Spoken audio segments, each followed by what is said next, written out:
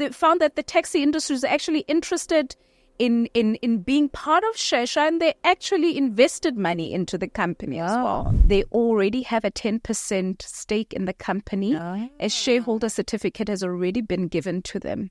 And what this will mean is that they know that they are working for themselves. They're not only hand to mouth, but there is this trust that when profits of the company then start trickling in, they'll get a share.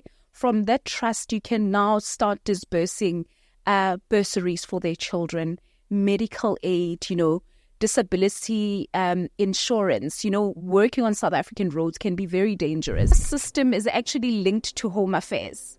So when Nomsa signs up for Shesha, they're actually verified in real time. You literally punch in your ID number. It's checked against Home Affairs. Tick. You put in your biometric. It's checked against the Home Affairs system. Check.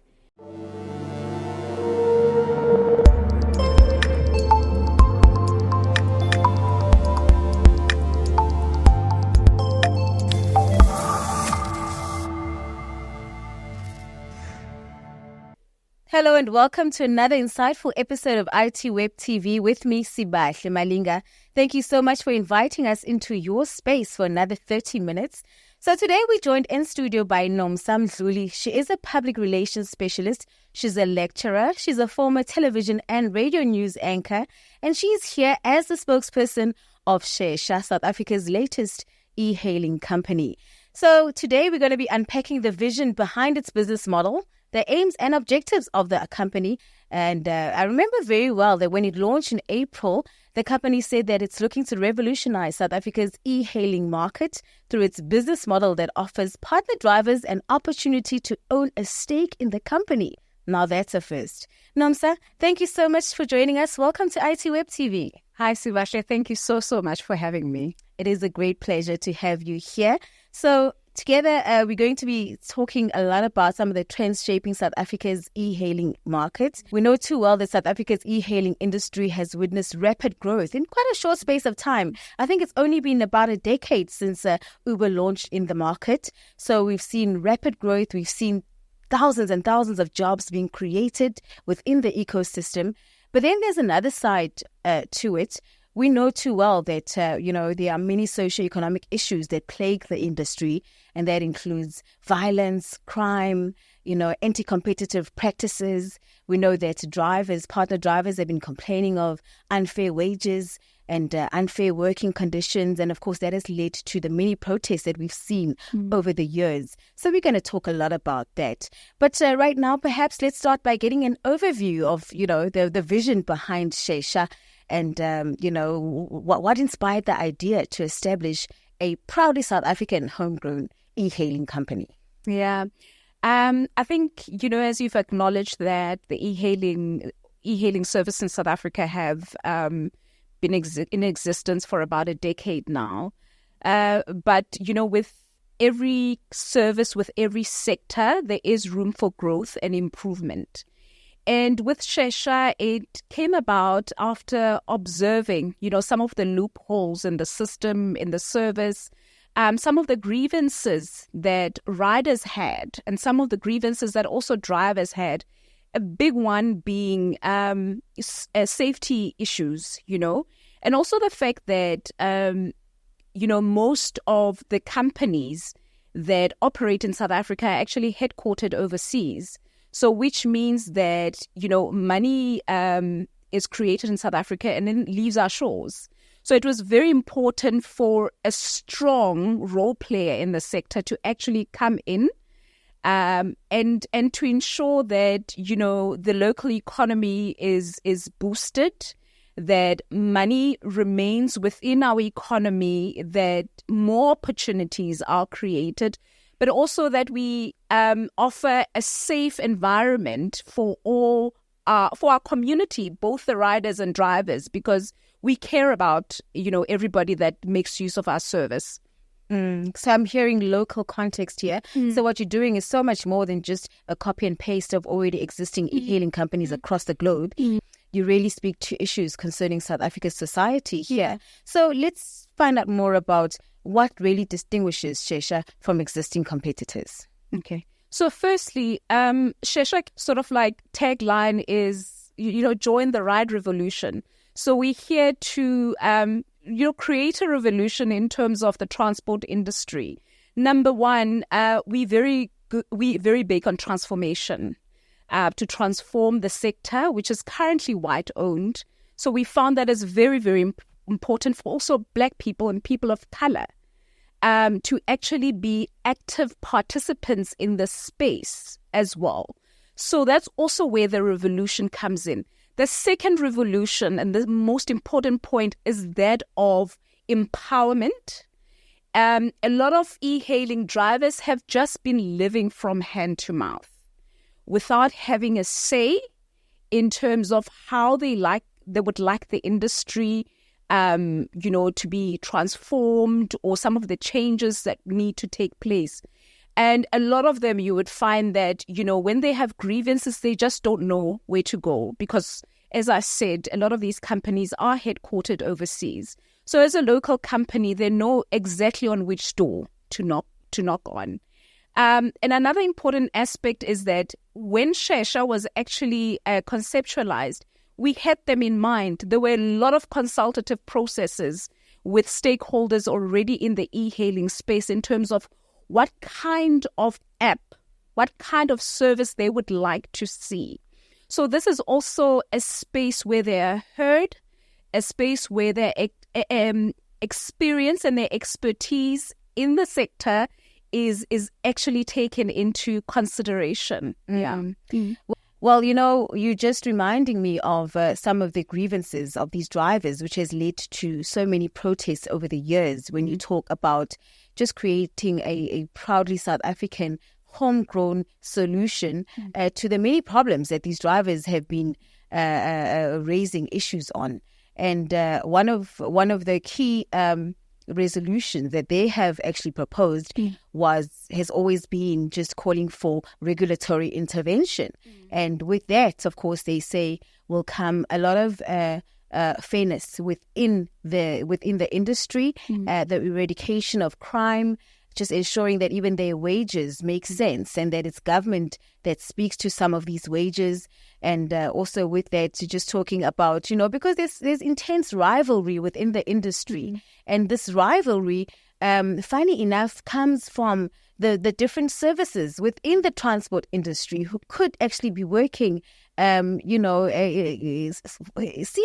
instead of silos and competing with one another. And so the issues that you're talking about really speak to me to regulatory intervention. So let's talk about your value proposition. You have plans to really turn the e-hailing industry upside down and disrupt the industry, which you've already started doing because, I remember at the launch, there was so many people there, different stakeholders from within the industry.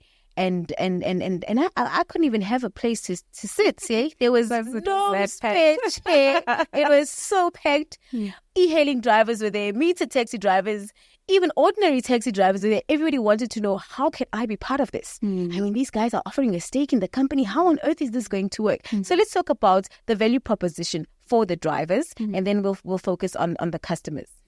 Well, you've already touched on, the fact that the e-hailing association has a stake. So we've asked them, you've asked the e-hailing associations in Gauteng to actually build a trust, right? So that's known as the Gauteng E-Hailing Services Trust.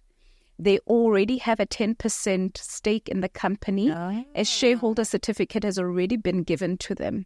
And what this will mean is that they know that they are working for themselves. They're not only hand to mouth, but there is this trust that when profits of the company then start trickling in, they'll get a share. From that trust, you can now start disbursing bursaries for their children, medical aid, disability insurance. Working on South African roads can be very dangerous. But people also want to know that their future is secured and that they can still fend for their families in any form of eventualities. So, number one, that is giving those guys so it's a 10% stake. 10% stake. If you guys become $1 billion unicorn, 10% of that belongs to them. And that is something that they are administering themselves, So that's also building their own legacy and being able to provide for their families as well. So in practical terms, how does that work? As a driver, what assurance do I have that I indeed do have a share of this? All right. And how is it divided amongst, if you guys are going to have, as in the case of the other e-hailing company, about 50,000 drivers across across South Africa, how do you ensure that each driver has a fair share of that? Okay, so how it will work is that currently, because we are still in the initial stage of Shesha, e-hailing operators are obviously, currently operating on multiple platforms, and that's how it's always been. But as Shesha grows, as we become more profitable and sustainable, drivers will have a choice to either continue with the current model or to exclusively operate under Shesha. Now, those who will exclusively operate under us will then, gain those benefits. So those who choose to kind of operate on all those platforms, unfortunately, cannot, benefit from those benefits, because obviously you cannot be working for competition and then also having benefits, from us. So once we are established and we feel that we are stable, then we will give drivers a choice that you drive exclusively for Shesha, and these are the benefits. And as I said, this trust is formed by their own associations. So they will actually be able to establish how it works. That also speaks to empowerment. So Shesha will not be dictating to them how they should use their profit. Because at the end of the day, it is through them waking up every day, putting on their cars and getting on the road that, companies actually get to make money. So they also need to determine how they will use their own share. But this is the vision that we've laid out for them. Okay. That's quite a fair vision, and I foresee many drivers coming on board. I know that you launched in April, but you've already had a lot of signups. How many drivers do you have at the moment? So we currently have 5,000 drivers on the road. Wow. Overall, we've had 13,000 drivers. So some have been rejected because our verification processes are quite stringent. So not everyone makes the cut, and some obviously are still being processed. And that's where we are in terms of our drivers. Okay. So before we get to the equity share, at the moment the drivers are earning a commission, right, from every ride? Yes, they are. But the difference with Shesha is that with other e-hailing companies, you find that the ratio is 60 to 30. Yeah, they're earning about 20% commission. Exactly. Highest around 25% commission from 100% of the ride. Yes. So if the ride is 100 rand, the driver earns 25 rand of every 100 rand. Now with Shesha is that Shesha only gets to keep 20%. Wow. Yeah. The 80% goes to the driver. So how do you plan to make a good profit in the long run on that, on that approach?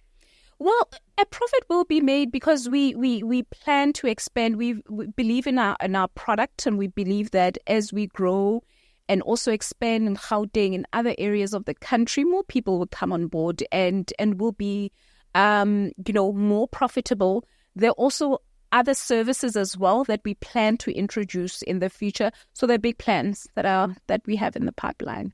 Wow, very interesting. So you're speaking to the value proposition for the driver. Let's focus now to what the consumer stands to gain by signing up with Shesha. I know that a large part of this, consumers in South Africa are worried about safety in e-hailing. And I know a huge part of your partnership with transport stakeholders, you've got Santaco on board, as you mentioned. There's a lot of several e-hailing associations. What are some of the other stakeholders that you're bringing on board, and what role do they play? Yeah, because Shesha is a homegrown, company, we understand our local environment. and who the important stakeholders are. And obviously, there's been a lot of friction between the e-hailing services and the taxi industry. And we understand that the taxi industry has been a primary mode of transport for thousands of South Africans for years. And so instead of seeing them as enemies and rivals, we actually brought them on the board, or Portia Gelegetu, who actually conceptualized Shesha, said, these guys, because they understand the transport industry so much, they'd be great partners, in this, sort of like space that or product that we're trying to build. And, sometimes when you're reading about people without even interacting with them, you've got certain perceptions until you sit down with them and actually have conversations. And you will find that you actually have the same vision. So the taxi industry also wanted to launch into the e-hailing space at some point. They have tried. Actually. Yes. And when, a businesswoman like Portia said, let's come together and build something where there can be harmony, because the two transport services can coexist. They give a different service, yes, transport, but they have a different passengers and their mode is different. So and they found that the taxi industry is actually interested in being part of Shesha, and they actually invested money into the company as well. So that for me is where for me, that's what really makes Shesha a revolutionary e-hailing company, because you are bringing together parties that have been rival for many, many years. And that rivalry has been at the center of the violence and the crime that we see in the industry. Yeah. And you're saying, hang on, why the hate? Why can't we work together and create a synergy in which both parties are going to actually benefit? So Santaco, I'm just hearing now that Santaco actually owns a huge part of the shares of this company. So we would like to put as a Gauteng taxi industry. Okay. So you have the Gauteng Taxi Industry Trust, GTIT, which is a major shareholder. The majority shareholder? The majority shareholder. You then have Gauteng Santaco, which owns 10%. You then have Gauteng, the National Taxi Alliance, which also owns 10%. And then there is also Net Mzansi, which owns 10%, and the rest of the 10% will then goes to the Gauteng E-Hailing Services Trust. Okay. So this is really a multi-stakeholder owned company. Yeah. So what role then, important role, because when I was at the launch, I remember representatives from these very bodies saying, look, we are going to hold Shesha accountable, for any crime incidents. And there was talk of there being a toll-free number which customers can dial, 24-hour service, should there be any incidents. And they were very, very, adamant on the importance of ensuring a safe trip from A to Z for the customer. So let's talk about that, because I think for me that's what distinguishes I think many consumers would be very happy to leave their cars at home and use e-hailing services on a regular basis. I'm one of them, but then there's that concern of crime. We hear incidents of how girls have been allegedly raped by drivers. At the same time, drivers themselves are not safe. We've heard about how they are targets of hijackings. And in many other instances, the drivers are also targets of just, bullying and all kind of crimes from the meter taxi and other modes of taxis. So let's just talk about how you guarantee safety for the rider of Shesha. Okay. So firstly, we touched on the fact that there's been a bit of rivalry between the taxi industry and the e-hailing sector. And at some point, things turned violent. So which compromises then the safety of both the driver and more especially the rider as well. So what we did before we even started operating is that we brought the taxi industry together and the e-hailing associations, and we signed a memorandum of understanding, where each and every party pledged to harmonious operations. All of us know what our responsibilities are in ensuring that, we all kind of operate in a safe environment. The second part is, as you said, drivers have been attacked, and so have riders as well. And a lot of the times it happens because proper verification or background checks are not actually, taken upon. For example, with our drivers, we do thorough background checks. We check your identity, that Nomsa says she is who she says she is. We've actually caught a lot of people that try to apply with fraudulent documents. Oh, my goodness. So, and they had gotten through the system elsewhere. Wow. So they are already driving for other e-hailing companies. They already are. Exposing customers. Exactly. So risks. When somebody like that knows that they're using a falsified identity, they can have their way, knowing that it's going to be very, very difficult for them to get caught. So we try and eliminate, all those kind of rotten potatoes from the onset. And in case of any eventuality, God forbid, then we know that we have the proper identification and details of that person in order to help law enforcement agencies as well. There's also been concerns from drivers as well that they've been attacked. So-and-so would call a ride only to have ulterior motives to attack drivers. So although riders don't go through, kind of the intense verification processes that drivers do, there is some form of verification. We verify their banking details. We also verify their identity. So how so? So, we've got smart ID cards right now, right? That have facial recognition, and they also have your biometric. So our system is actually linked to Home Affairs. So when Nomsa signs up for Shesha, they're actually verified in real time.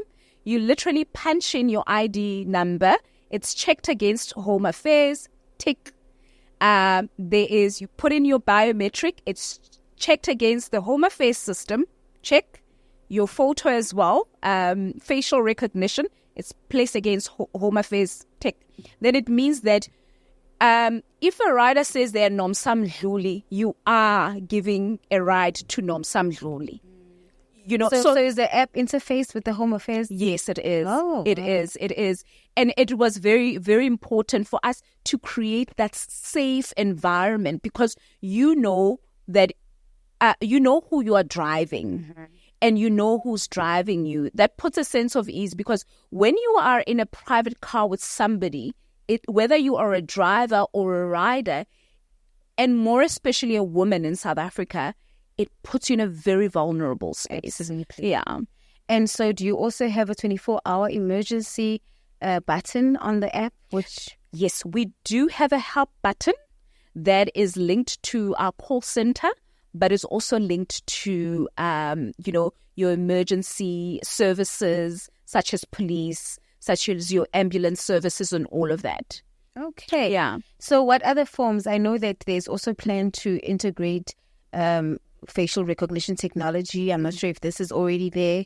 And you was reading as well about, the OTP verification, and that are your payments cashless? The payments are cashless, and it's part of the safety. Yeah, it's part of the safety, because drivers have said we've been robbed before because we carry cash. They carry cash, and this is also convenient as well for the riders as well. In not all of us carry cash all the time, so that your ride will be deducted directly from your S wallet. So how Shesha works is that you have your S wallet, which you top up, right?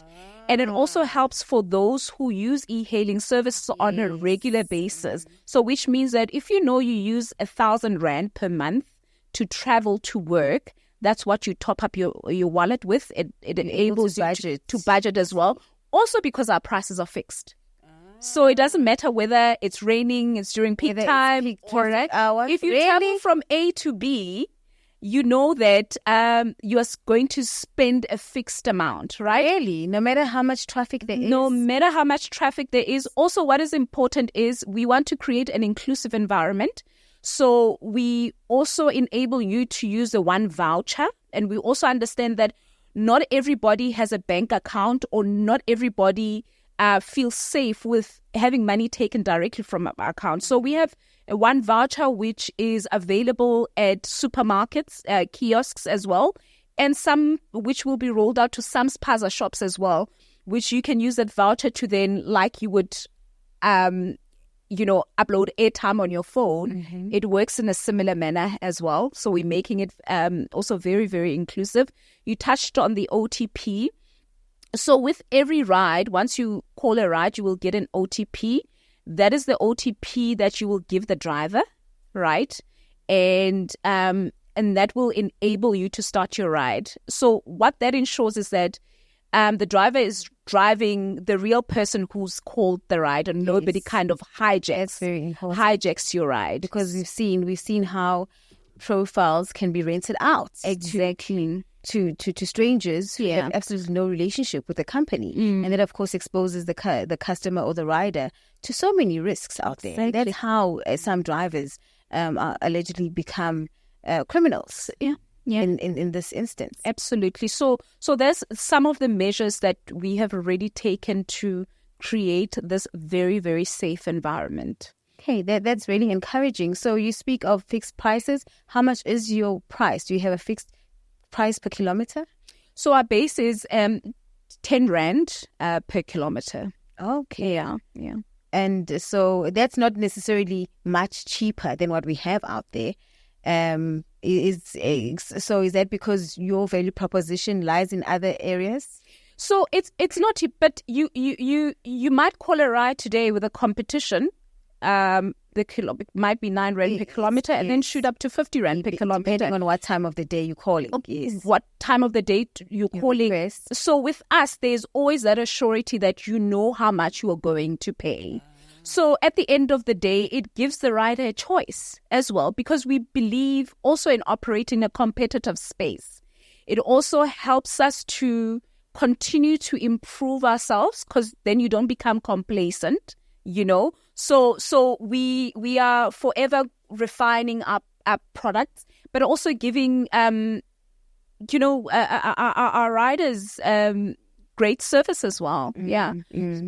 I'm just speaking on behalf of a customer here who would expect a local company to offer better pricing than what a global company is. You always say, if we must support proudly South African, then they must lower their prices. There's that narrative that always comes through. So that's where my question was coming from. Okay, so a company has to be profitable.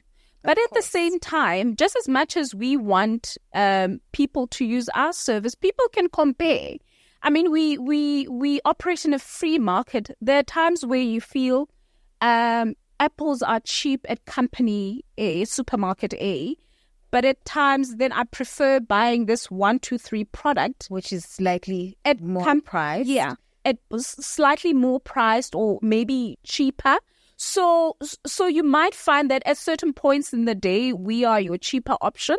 But you also get some riders who say, we don't actually factor in price that much. We want the overall service. Is it a professional service? And am I going to be safe? We actually ran a poll to actually ask people what is more important to them in an e-hailing service. Safety came at number 1. Wow. And so people are ready and they're willing to pay more where safety is assured. And of course, there's nothing more important than safety in that instance. So let's talk about, still on the pricing factor, because that's also incompatible prices within the e-hailing industry has also been a bone of contention for the drivers, because drivers feel that these companies cannot just increase and decrease prices as they wish. And there is quite a large margin between what's offered out there in terms of pricing. So that's another reason why they're calling for regulation. So it's about the safety, it's about the pricing, it's about the unfair working conditions. You know, some of them say that in order for them to earn a good living, they need to work even up to 12 hours a day. If you know, I know that the app doesn't allow, some of the apps don't allow them to work for more than 12 hours. But geez, who wants to work a 12-hour day on any given day just to be able to earn a good living? And so, what regulatory intervention do you think will come into play as far as these anti-competitive practices are concerned? I think just to touch on regulation, every sector wants to work in a regularized environment. It creates a sense of certainty, but it also creates a sense of direction. You've touched on the fact that, you know, sometimes the e-hailing service provider can decide to drop prices without drivers knowing.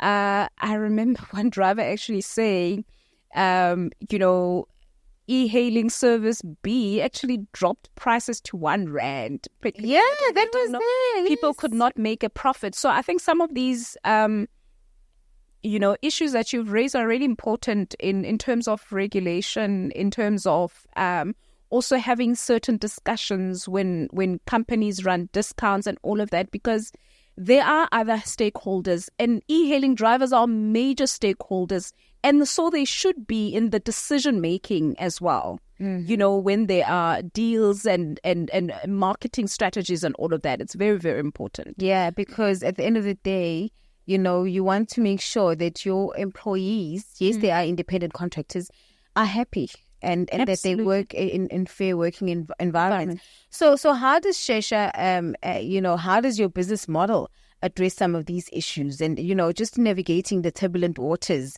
of the wage issue? Because we know for a fact that at the center of all these protests that we've seen lies, you know, a partner driver who's not happy with their wage. Yes, they may be happy with the flexibility that comes with a job. You know, you can have a side hustle and you can have several jobs.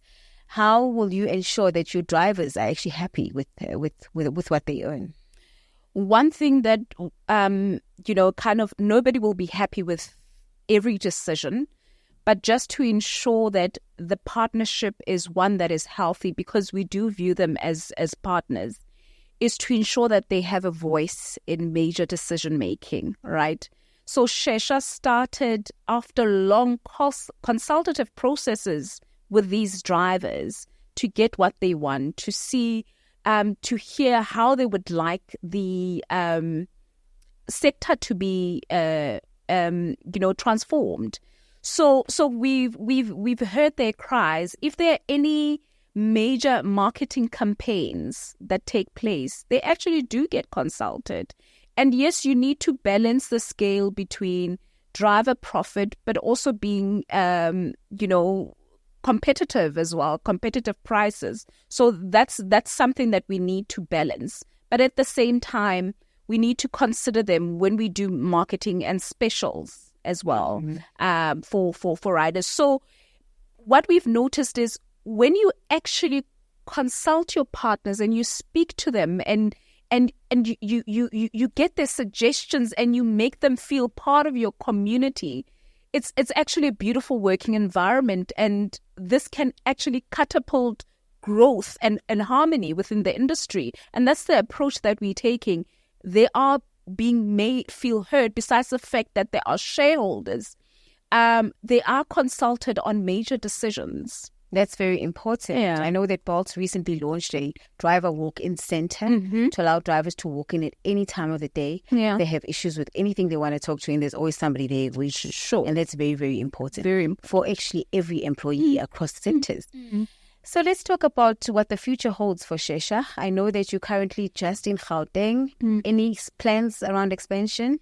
Yes, there are plans around expansion, just as much as we had consultative processes in Gauteng, and also because, you know, Gauteng is quite a complex beast, and if you win in Gauteng, And you'll make it anyway. You'll make it anyway. So we are still busy with, talking to other major transport stakeholders in other provinces. And as soon as we've reached an agreement, we'll start rolling out operations in those provinces as well. So we're taking it little by little, because also different provinces also have their own complexities, different dynamics. It has to speak to the society. The specific needs, of that region. Mm-hmm. So that's what we're doing. But plans to expand nationally, obviously. And if you open our app, you also see that there is a little block there for delivery services. So that is something that's in the pipeline too. That is in the pipeline too. So the future looks very, very bright, and we also welcome suggestions from our riders as well. And we also very, very, we sort of like we're very open to any suggestions. People can reach us out on our social media sites if they have any questions, any concerns, because with any new service, people are skeptical. People have questions. So we are actually a company that was created with the South African community in mind.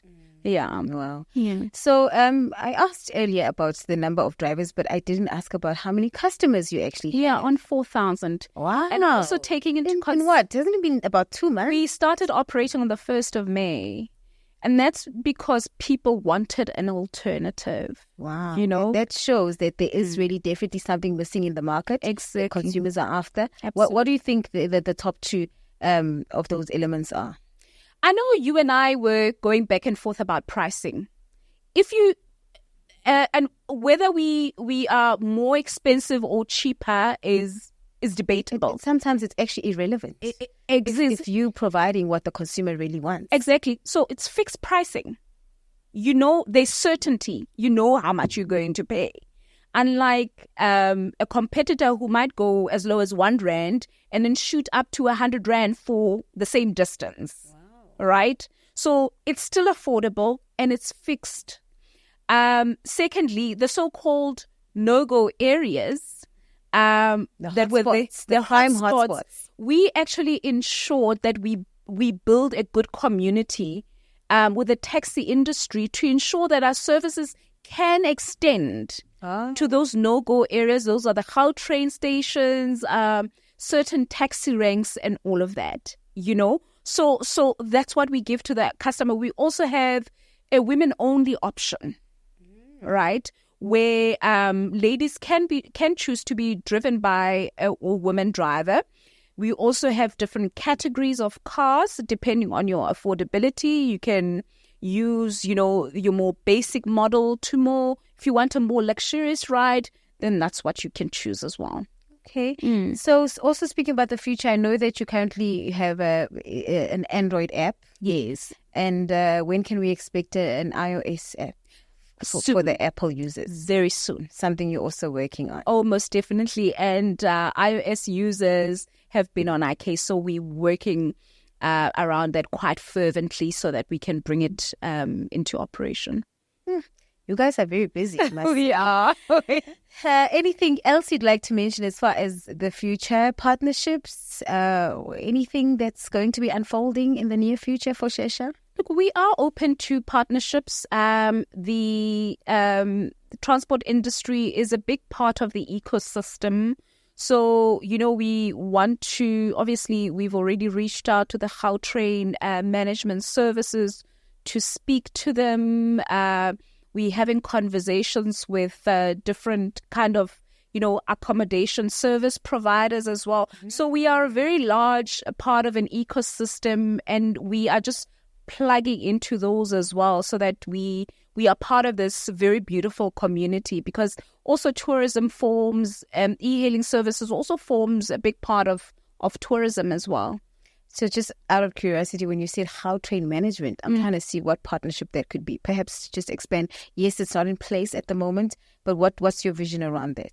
So they are also, just as much as we've had talks, with the taxi industry, they provide train services, right? And there've been problems around those precincts, not because of them, but because of the rivalry of taxi associations and also the e-hailing industry, also because people were not talking. So we just want to bring people around the table to say to, you know, the Gautrain management, we know that there've been problems around your precinct, but as Shesha, these are the measures that we've put in place also to ensure that your facilities and precincts are not scenes of violence, you know. So and that you can actually contribute to the resolution. Exactly. Because these people are coming, passengers are coming from the Gautrain into these. Exactly. And so you have to come together. Yeah, so you don't want also passengers walking miles. You want a seamless thing. Passengers coming from the airport straight into the Gautrain, from the Gautrain station right at your doorstep, going into an e-hailing service that takes them to their destination. That's the kind of seamless transport system that you want. And so we're plugging into all our important stakeholders to say, let's work together. We as Shesha have come up with different solutions to ensure that as well. We've had talks with malls because those have also been, kind of no-go areas in some malls. For example, Mall of Africa for the consumer. There's consumer. So we've been that responsible to say, let us reach out and ensure that our drivers and our customers, like the environment is conducive for them. And clearly, a lot of these problems, more especially in the South African context, call people to the same table. You might find that you have the same goals, just that the difference has been how to get there. Yes, and how to collaborate. And people are working in silos, exactly. And that's part of the problem. There's no synergy between the two. And there is great room for everyone to coexist, because sometimes I feel like a taxi is more convenient, and sometimes I want to catch an e-hailing, use an e-hailing service. Sometimes I want to use the Gautrain. So it also, all of us are role players in this transport economy of the country. And e-mobility is a very big thing. Yeah. You know, there's nothing more frustrating for me, because sometimes when I use the Gautrain, I want to jump off the Gautrain and take an Uber. But then I remember, oh my goodness, in order to take an e-hailing company, and in order to request, I'd have to go wait by the hotel across the road. And for me, that's a waste of 5 minutes, and then another 5 minutes waiting for transport. So that really would make life a lot easier for those commuters who are regular users of the Gautrain and the other modes of transport as well. Thank you so much, Nomsa. It has been an absolute pleasure having you. And we do wish you all the best. And, we've seen many ride-hailing companies come and go, but I have no doubts that this one is going to be around for quite a long time. It's not an going to take industry, a lot of work. But we're in for the long haul. You're ready for you're ready for whatever challenges come your way. Exactly. Sure does sound like it. Well, that's it for today. Thank you so much for tuning in. Hopefully you've learned a thing or two about South Africa's ride-hailing industry and the trends that dominate the sector. Remember to follow us on X. We are ITWeb, and subscribe. Adios.